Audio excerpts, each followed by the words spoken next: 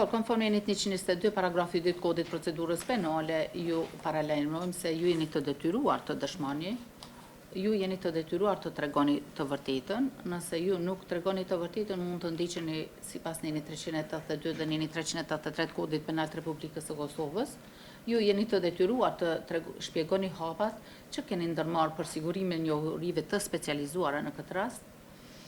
Ky hetim penal kërkon të gjejë të vërtetën dhe kujtesën sa më të saktë të fakteve që ju mund t'i ofroni. Nëse ju nuk e kuptoni pyetjen që ju është bërë, ju duhet të kërkoni që pyetjet ju bëhet ndryshe.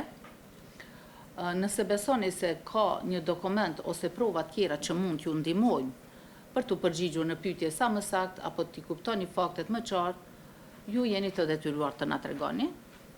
Nëse keni nevojë për ndihmë për këtë apo pushim të shkurtër dhe të arsyeshëm nga kjo seancë, po ashtu duhet të kërkoni atë. A i keni kuptu këto të drejta? Po. Po. Konformeni 338 paragrafi 4 të kodit procedurës penale, unë ju them tekstin e betimit, ju e përsërisni pas me. I ndërgjegjshëm. Për rëndësinë e deklaratës sime. Për rëndësinë e deklaratës sime. Dhe përgjegjësinë time ligjore. Solemnisht betohem. Se do të kryj ekspertizën me ndërgjegje. Dhe me atë sa kam njohuri. Dhe konstatimin e mendimit tim do ta paraqes saktësisht dhe plotësisht. A i keni kuptuar këto të drejta? Po. Mirë.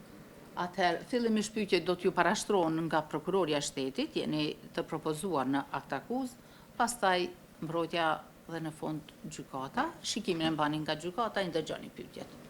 Po, prokurore?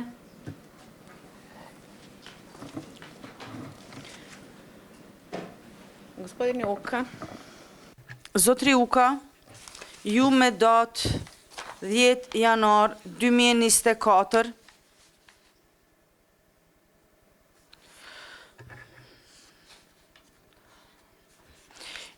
ju me datë 10 janar 2024,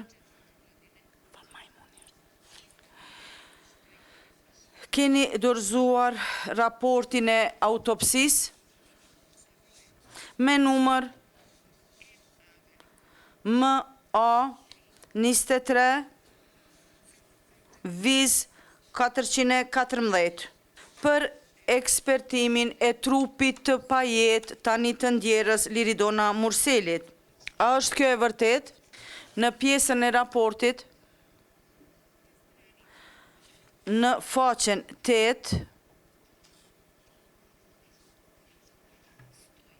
qëndron kaviteti i kokës dhe trurit, kafka, pjesa kockore, në regionin e djathtë dhe të përparm të mthor të kokës, konstatojmë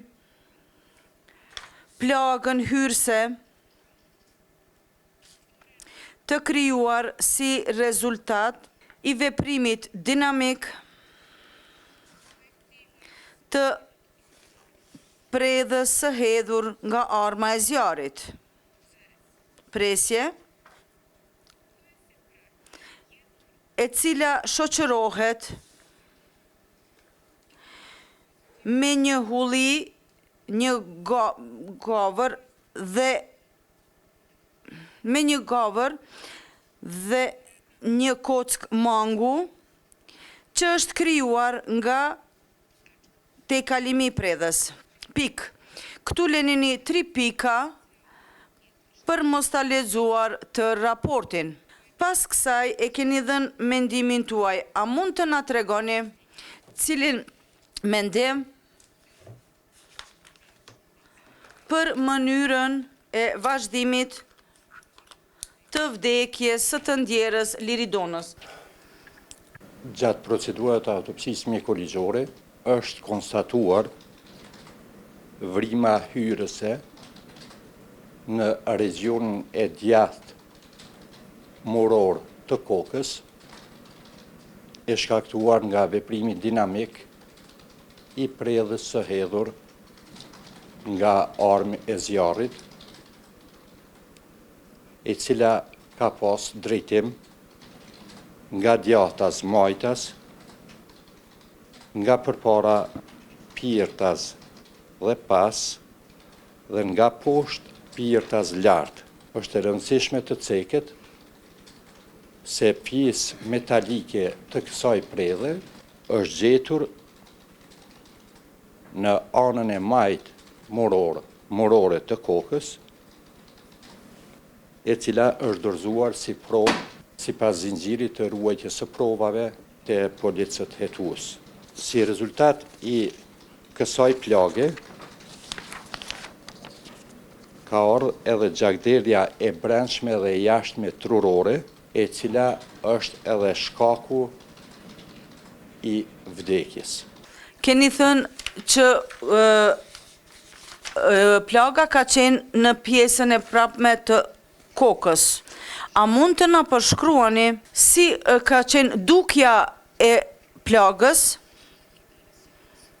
dhe në bazë të dukjes së plagës mund të vërtetohet nga cila largësi është shtën? Plagës hyrëse kemi konstatuar përreth vrimës hyrëse prezencën e faktorëve plotësues të qitjes, të cilët kanë shkaktuar djegjen lëkurore me prezencë të grimcave të barotit,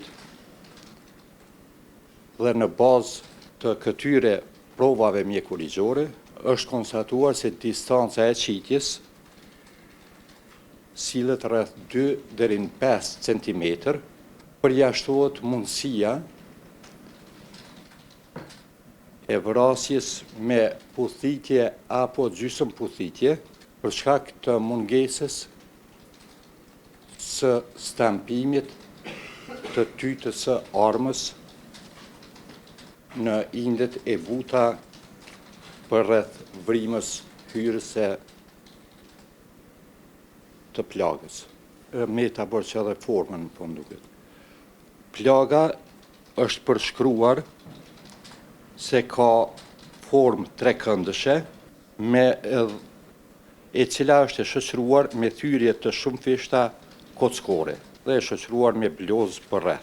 A e keni përfunduar, zotri? U delu veshtar. Në pjesën e ekspertizës keni cekur? Pjesën e ekspertizës keni cekur? U delu veshtar. Në pjesën e ekspertizës keni cekur.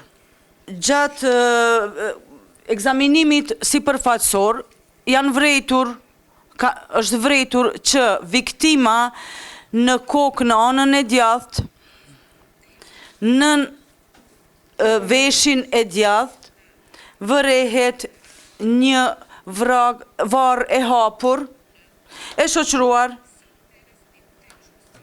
me lëngjet trupore në ngjyrë të kuqe, për të cilat dyshohet që është shkaktuar me armë zjarri. Gjatë ekspertimit të shuplakave të dorës,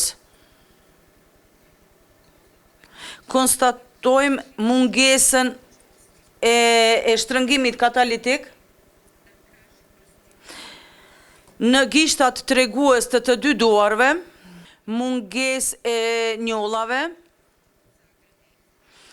në klapa spërkatje e gjakut në pjesë e dorës dhe mungesë e faktorëve plotësues.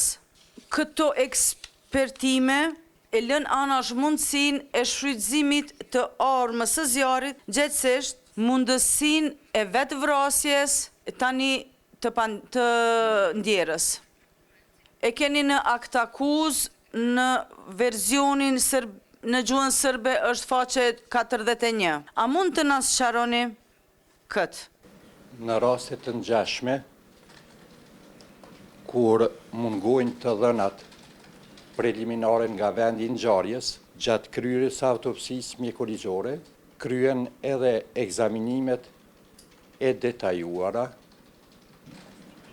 të shuplakave të duarve të ndjerit apo ndjerës. Edhe në këtë rast, kemi kryer ekzaminimet e 2 duarve të tani më të ndjerës, në mënyrë që bazuar në prezencën apo mungesën e faktorëve plotësues të qitjes dhe njollave në klapas për klave të gjakut, është eliminuar mundësia që e njëjta të ketë përdorur ndonjë armë apo të ketë shkaktuar vetvrasje. Edhe mungesa e shtangimit kataliptik të gishtit tregues është një provë tjetër plotësuese. Kataliptik. Po. Është një provë tjetër mjekurigjore që plotëson konstatimin e parë. Dhe nuk lë asnjë dyshim për ndonjë mundësi tjetër.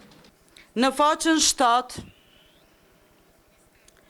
paragrafi i fundit, jeni thirrur në i cili ka të bëj me ekstremitetet, jeni thirrur në një gjakderdhje të mallësisë 6/1.5. A mund të na sqaroni gjakmbledhje ose hematom? A mund të na sqaroni? Le të na sqaron në eksperti sepse e ka para vetit në faqen 7 në paragrafin e fundit. Gjatë procedurave standarde të autopsive mjekurigjore, përveç plagës vdekje prurëse, ekzaminohen të gjitha dëmtimet tjera eventuale trupore e në rastin konkret, gjatë ekzaminimit të jashtëm trupor, është konstatuar gjakmbledhja nënlëkurore, vizlidhse hematoma, me përmasa rreth 6/1.5 cm në regionin e sipërm dhe të jashtëm të krahut të majt. Kjo gjakmbledhje është përshkruar me përngjyrim të kuqe dhe blu. Vetë përngjyrimi i tillë bazuar në literaturën shkencore mjekurigjore dhe praktikat mjekurigjore, dëshmon se kjo gjakmbledhje është shkaktuar para ose gjatë vrasjes së tani më të ndjerës.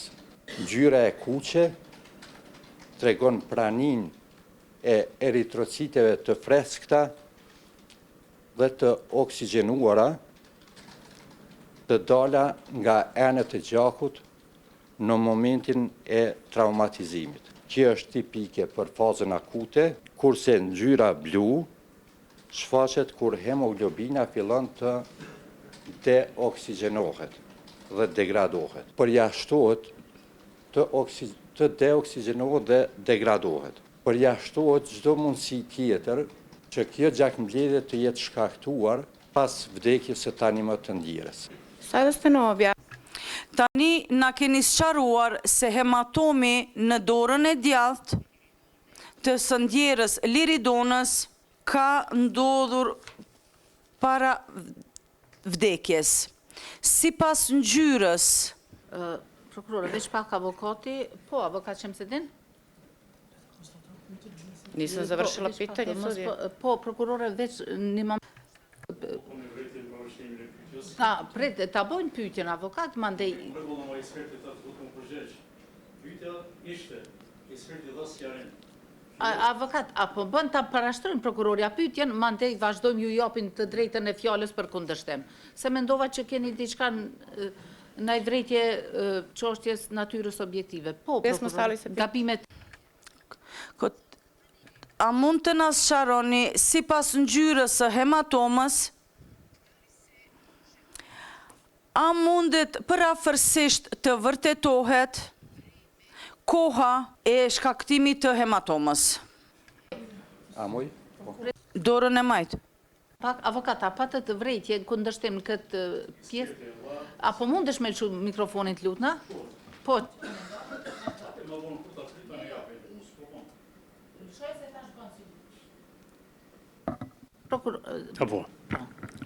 Me vëmendje ndëgjova për ashtrimin e pyetjeve nga ana prokurorit, lidhur me mënyrën e shkaktimit të lezioneve në dorën e majtë, lezioneve në dorën e majtë të ndjerës Liridona Murselit. Përgjegjja e ekspertit ishte e saktë. Kurse, parashtrimi i pyetjes nuk u bën në konform të dhënies së përgjigjes të cilën paraprakisht e parashtroi pyetjen.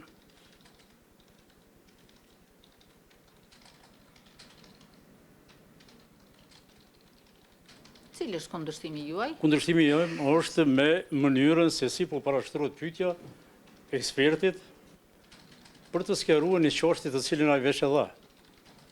Edhe ishte shumë bens. Apropo të propozimi, prokurore, a mundeni ta riformuloni, ta sqaroni pyetjen, se doktori është përgjigjur para, ose tring veç pak atë pjesën lart, para ose gjatë vrasjes së tanimit të ndjerës. Pyetja juaj është cila? Ju vetëm pak t'ja u lexoj pyetjen, tani na keni sqaruar se hematoma në dorën e majtë të së ndjerës Liridona ka ndodhur para vdekjes. Doktori ka thonë para ose gjatë. A mundesh më na riformulu pyetjen, a mund të na sqaroni sipas ngjyrës së hematomës, a mund parafërsisht të vërtetohet koha e shkaktimit të hematomës? Ja ne znështëvam nije.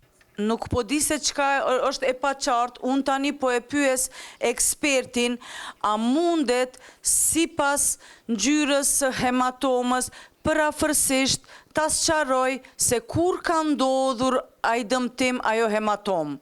Ai ka thënë në sqarimin e vet që hematoma është dashur të ndodhë derisa viktima ka qenë e gjallë. Gju drejt, pyetja e prokurores. Dok je žrtva bila... Derisa viktima ka qenë e gjallë, këto kanë qenë fjalët e mjekut. Ndoshta është me rëndësi më theksu kështu, apo mu formulu ndryshe. Po, doktor. Por jashtohet çdo mundësi e shkaktimit të kësaj plage pas vrasjes së saj.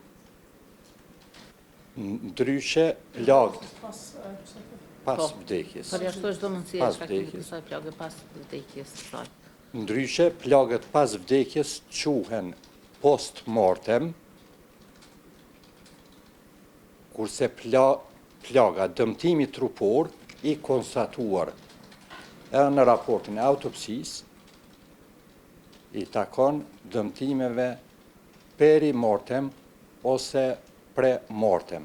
Që do të thotë, këto dëmtime janë gjatë momentit të vrasjes apo para momentit të vrasjes. Sa i përket kohës,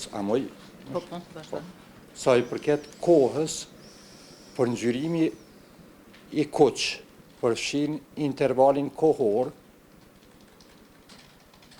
nga 0 deri në 24 orë, varësisht nga fiziologjia e organizmit,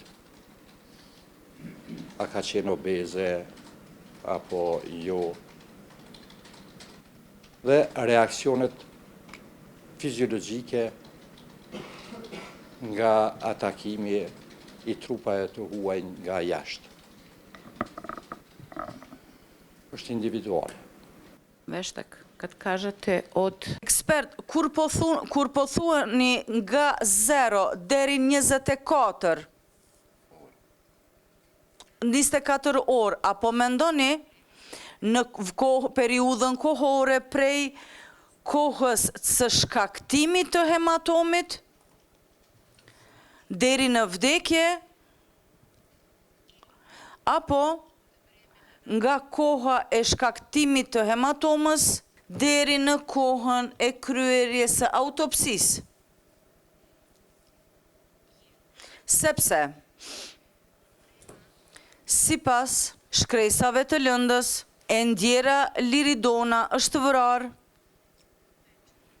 në orët e mbrëmjes të datës 29/11/2023, më saktë në mes të orës 20:11 9:18 minuta,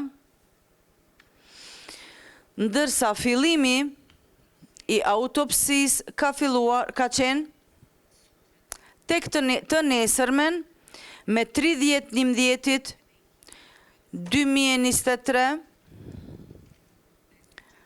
në orën 10:40, 10:40, ndërsa konkluzioni i ekspertit ka qenë në ora 11:50. Pik. A mund të na sqaroni, ai hematom në momentin e vdekjes a ka qenë i njëjti si në momentin e fillimit të autopsisë? Faleminderit. Po, doktor. Proceset fiziologjike në organizmin e njeriut pushojnë së vepruarje me rastin e vdekjes së të ndjerës. Në këtë kuptim, nuk mund të zhvillohet hematom apo rrjedhje e gjakut, pasi që qarkullimi i gjakut është ndërprerë. Prandaj, përngjyrimi i kuq, bazuar në të gjitha literaturat e mjekësisë ligjore, pavarësisht kohës se kur është kryer autopsia mjekoligjore, tregon qartë se gjakmbledhja nënlëkurore apo hematoma është shkaktuar nga momenti i vrasjes dhe 24 orë përpara vrasjes. Bazuar vetëm në përngjyrimin e kuq, nuk e kalon 3 orëshin para vrasjes. Më duket jemi qartë. Është ndërre? Duke pasur parasysh që na keni përshkruar mirë lëndimin, gjatë ekspertimit në mes tjerash është kërkuar që të përcaktoni çka e ka shkaktuar atë lëndim. A mund të na sqaroni se si është shkaktuar ky lëndim në dorën e majtë? I përshkruar në këtë region, në bazë të karakteristikave të tij, është shkaktuar nga veprimi i mjetit të fortë, të topitur, jo impreht, pa moje dhe pa tehe. Tupuk ne oštruk. Da li možete konkretno da objasnite? A mundeni konkretisht të përshkruani në çka ngjan ai lëndim? Në cilësinë e mjekut ligjor,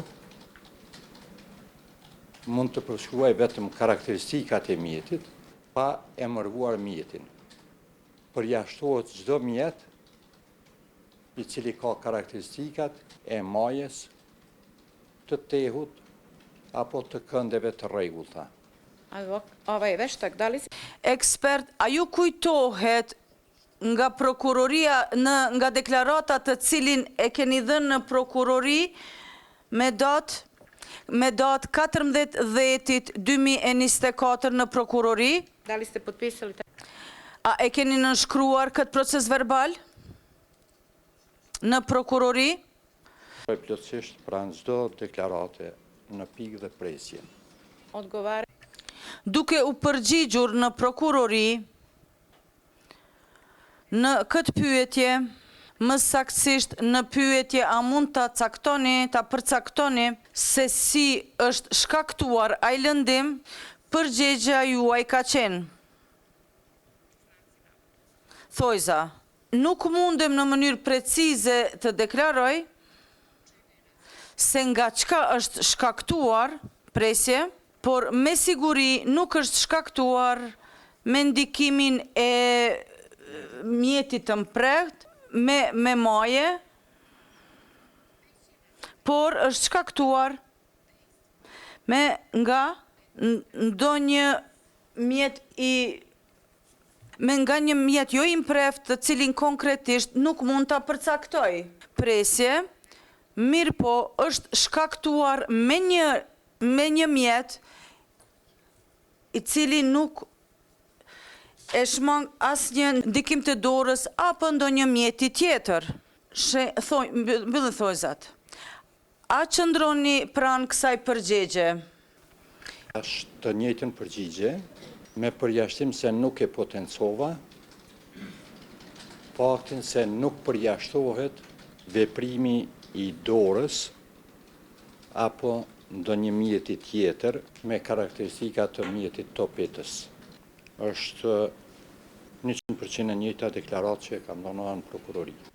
S obzirom, Duke pasur parasysh që zotëriu ka të gjithë i kemi raportet e autopsisë së kryer, e ka dhe mbrojtja edhe të dëmtuarit, trupi gjykues, unë kam theksuar më tepur gjërat kyçe të cilat mund të shkaktojnë dilema. A keni ju përtështuar diçka e që ne nuk i kemi pyetur? Pasi që edhe këta tjerë kanë drejt për me pyet, nuk isha sqaruar diçka më shumë, se s'po isha të arsyeshme në këtë fazë. Në këtë fazë jo. Pres pyetjet nga Po. të tjerë. hvala, nema više pitanja. Faleminderit, nuk kam më pyetje tjera. Avokati Lotrim, keni pyetje për ekspertin? Përfaqësuesi i palës së dëmtuar, avokati Lotrim Syla. Atëherë përshëndetje. Ekspert, jam avokati Lotrim Syla, përfaqësuesi i palës dëmtuar. Më herët u përgjigjet se mjeti me të cilin është shkaktuar lëndimi, gjithsesi hematoma, i përgjigjet një mjeti që përjashton këndet e rregullta. Në rastin konkret, dora është mjet tipik topetës pa kënde të rregullta. Po, dora është një nga mjetet e cila nuk mund të përjashtohet si mjet përmes të cilit është shkaktuar ky dëmtim trupor. Pyetje tjetër. Përderisa konsiderohet që kjo hematom është shkaktuar nga mjeti topetës, a mund të na sqaroni nëse kjo hematom i përgjigjet më shumë shkaktimit të saj nga goditja me mjet topetës apo shtrëngimi nga mjeti topetës? Më përgjigj? Po, doktor, nëse mundem. Jo, nuk mund të përgjigjem, pasi që mekanizmi i veprimit të dy mjeteve është i njëjtë. Por si shembull konkret, edhe me diçka me imshu, ndoshta vizimet e mjetit me cilin i shkaktua ajo ishin vizualizu. Po, të Mirë, po, në rastin konkret, po të goditej, po, me ndonjë mjet, mjet tjetër përveç shuplakës apo tjetër grushtit, përveç shtrëngimit me shtrëngimit shuplak, me shuplak, do të vizualizoheshin, shijeshin karakteristikat e mjetit me të cilin është goditur. Mirë po, bazuar në ekzaminimin makroskopik, nuk është konstatuar edhe vizualizimi i gishtërinjve të dorës. Për këtë arsye nuk mund të përjashtohet asnjëri mjet si mjet i cili ka shkaktuar këtë dëmtim. Pyetje tjetër. Doktor, duke mos ju pyet për forcën në Newton, por në lidhje me atë se a duhet shtrëngim apo forcë më e madhe gjithsesht nga një i rritur, apo mund ta shkaktoj një hematom të tillë edhe një shtrëngim krejtësisht i vogël nga një fëmijë, cila i përgjigjet më shumë kësaj hematome. Vetë për masat e kësaj hematome, të cilat janë evidentuar si 6 herë 1.5 cm, dëshmojnë se ka qenë dashur të përdoret një forcë fizike jo e lehtë që të shkaktohet kjo hematom. Ju faleminderit, nuk kam pyetje tjera. Faleminderit, avokat. Faleminderit ekspert. Olu. Shkojmë tutje. Mbrojtësi të pandehurit Naim Murseli, avokati Shamsedin Piraj. Falënderës, kryetare. Unë prej fillimit kum pas me fokusu pyetjen te çështja e lëndimit. Mirë, po ju e shpjegut në detale, pyetja është: a mundi për së afërmi me shpjegu çka nuk kuptohet me vizualizimin e gishtrimeve? Po, si shembull konkret, po e sjell te rastet e goditjeve me shoplak të dorës, te rastet e goditjeve me shoplak të dorës, te fëmijët e vegjël, pasi që indi nënlëkuror është i ndjeshëm, në momentin e shkaktimit dhe disa minuta pas, mund të shihen qartazi gjurmët e gishtrinjve në regionin e atakuar. Ky quhet vizualizim i gjurmëve të goditjes të karakteristikave të mjetit i cili ka goditur në regionin përkatës. Po, ju dha përgjigjen tash ti përshtrohet një pyetje pak më drejt për drejt. Ju e dhat një shpjegim lidhje me hematomet të cilat janë konstatuar në proces verbalin mbi obduksionin.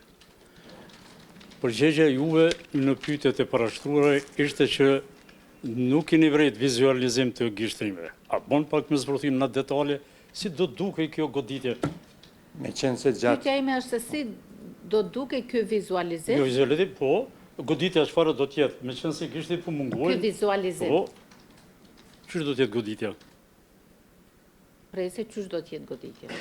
Çfarë do të ishte goditja në rastin konkret? Qysh do të ishte goditja në rastin konkret? Me qenë se gjatë ekzaminimit makroskopik të jashtëm, kemi konstatuar se tani më e ndjera ka qenë obeze, marrë parasysh këtë fakt, gjurmët apo vizualizimi i gjurmëve të shtrëngimit apo goditjes është pothuajse i pamundshëm. Po besoj që është mjafton. Nëse Unë nuk kam qartë. Nuk, a ki qartë? Po të qartë kam. Mirë, a keni pyetje tjera? Jo, s'kam. Nuk keni pyetje tjera. Naim, a keni pyetje për ekspertin? Avokat, ndalë në mikrofonin. Naim, dheze mikrofonin. Përshëndetje, doktor. Disa nga pyetjet që kisha, vetëm i mora përgjigjet, mes tjera lidhur me forcën e nevojitur për të shkaktuar ky lëndim. Por, në kushte normale, unë nuk kam nevojë as me bë pyetje, sepse nuk besoj që një shenjë në dorë mund të shkaktohet nga dikush që as nuk ka qenë prezent në momentin e vrasjes e para. Por prokuroria në aktakuzën e saj pohon që kjo shenjë është shkaktuar nga une, sepse si pasaj kam mbajtur bashkëshortën time për, si që thot kjo, për mos t'ju shmongur plumbit. A thot raporti juaj këtë, që a vërteton kjo që une e kam mbajt gruan time në momentin e vrasjes? Mjeku ligjor nuk paragjykon pozita apo situata të cilat kanë mund të jenë në momentin e vrasjes së tani më të ndjirës. mjeku ligjore ka obligim që të bëj përshkrimin e qartë të çdo dëmtimi trupor, duke i përshkruar karakteristikat e dëmtimeve trupore, në bazë të cilave bëhet edhe interpretimi i provave mjekurigjore për prokurorin e shtetit në fazat e hetimit dhe për kolegjin e trupit gjykues në fazën e gjykimit. Prandaj është shumë normale që në një raport autopsie nuk mund të shënohen pohimet e tilla. E more përgjigjen ai? Po, doktor, ju në raportin tuaj tregoni që dëmtimi është shkaktuar në periudhën kohore jo me gjatë se 1 orë para vdekjes. Që do të thotë, ka mund të ndodhë 59 minuta para vdekjes ose 10 sekonda para vdekjes. A është saktë kjo? 59 minuta apo 10 sekonda para vdekjes. Është e saktë kjo. Kjo ka mund të shkoj deri në 3 orë para vdekjes. Në raport thuhet 1 orë. Për korrektësi. Nëse ka mundësi Tash, resme, po. Naim, pritë përgjigjen. Kjo ka mund të shkojë njerë deri në 3 orë, prej 0 deri në 3 orë para momentit të vdekjes. Prej 0 deri në 3 orë para momentit të vdekjes. Pasi që, si që theksuar më herët, Endira ka qenë obeze, dhe për këtë arsye, variablat e periudhës kohore të shkaktimit të këtij dëmtimi zgjerohen. A përjashtohet mundësia e vetë lëndimit në momentin në tentativë për të ikur apo diçka tillë? Po. Jo, nuk mund të përjashtoj. Unë nuk mund të përjashtoj. Edhe nuk është detyre hemja. Nuk kam pyetje tjera, ju falenderoj. Avokat Skënder Gojani? S'keni pyetje. Graneta, keni pyetje? Nuk keni pyetje. Avokat Ndrejc Doda, keni pyetje? Kushtrim? Nuk keni pyetje. Prokurora, keni rimorjen pyetje? Jo, nuk ka.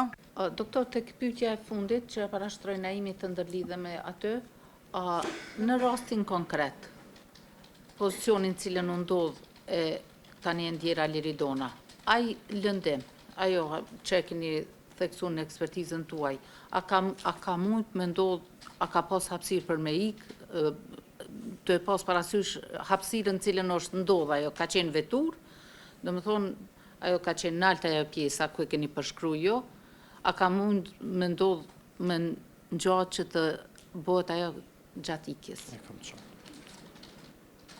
Përveç procedurave të autopsisë, Instituti i Mjekësisë Ligjore ka marrë pjesë në ekzaminimin e vendit të ngjarjes. Përveç procedurave të autopsisë, IML, respektivisht njësitë përkatëse të saj, kanë marrë pjesë në ekzaminimin e vendit të ngjarjes, nga i cili ekzaminim është prodhuar një raport të cilin e quajmë raport i shpejt nga vendi i ngjarjes, i cili shoqërohet përveç të tjerash me fotografi të detajzume në lidhje me pozitën dhe rrethinën ku ndodhet i vrari apo e vrara. Bazuar në ato rrethana, në krahun e majt të tani më të ndjirës, nuk shihet asnjë objekt me të cilin ka mund të shkaktohet një dëmtim i tillë. A ka mundësi edhe njerë pyetje në gjyqtare, ju lutem? Këtë përgjigjen edhe njerë me ma përsërit në krahun e majt? Thot, në krahun e majt të tani më të ndjerës, nuk shihet asnjë objekt, për përkthim jem të e bëu këto. Brenda veturës.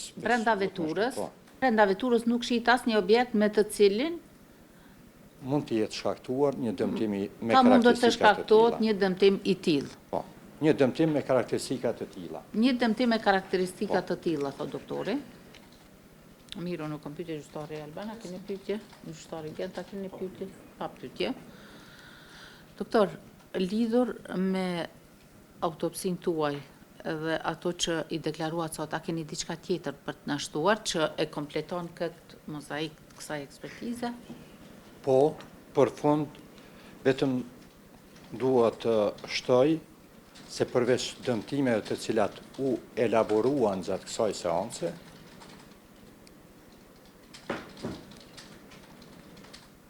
bazuar në shikimin e vendit të ngjarjes, drejtimi i qitjes përforcohet me të dhënën tjetër të rrjedhjes së gjakut në anën e majt të trupit të tani më të ndjerës. Është një provë ma shumë me vërtetu drejtimin e qitjes që kja. Kaq, po shpresoj që s'kemi lënë kur gjë. Faleminderit, doktor, nëse nuk keni për të shtuar, mund të largoheni nga salla.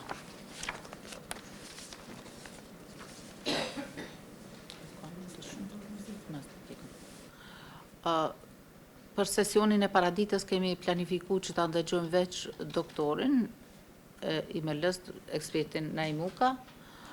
Sesionin e pasditës vazhdoj me dëshmitarët, prej orës 13:10 minuta. Sesioni paraditës përfundoj në ora 10:53 minuta, për të vazhduar në ora 13:10.